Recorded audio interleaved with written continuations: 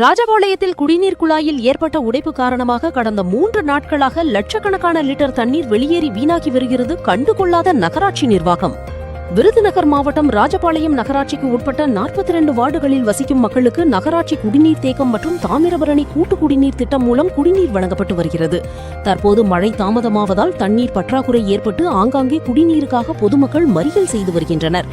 இந்த நிலையில் நகராட்சிக்கு உட்பட்ட 25வது வார்டு மலையடிப்பட்டி பகுதியில் தரைக்கு அடியில் பதிக்கப்பட்டுள்ள தாமிரபரணி கூட்டு குடிநீர் திட்ட குழாயில் கடந்த சில நாட்களுக்கு முன் உடைப்பு ஏற்பட்டுள்ளது. 2 லேசான கசிவு மட்டும் இருந்த நிலையில் நாள் செல்ல செல்ல தற்போது உடைப்பு அதிகமாகி நாள் ஒன்றுக்கு லட்சக்கணக்கான லிட்டர் குடிநீர் கழிவுநீர் ஓடையில் கலந்து வீணாகி வருகிறது. இதை அறிந்த அக்கம் பக்கத்தினர் நகராட்சி துறையினரிடம் பல முறை புகார் தெரிவித்தும் அவர்கள் உடைப்பை சரி செய்ய அலட்சியம் காட்டி வருவதாக தெரிவித்தனர். வெயிலின் தாக்கம் அதிகமாக இருப்பதால் இதுபோன்று குடிநீரை வீணாக்காமல் உரிய முறையில் மக்களுக்கு கொண்டு செல்ல நகராட்சி நிர்வாகம் நடவடிக்கை எடுக்க வேண்டும் என சமூக ஆர்வலர்கள் கோரிக்கை விடுத்துள்ளனர். கருட புராணம் செய்திகளுக்காக உங்கள் காளிராஜ்.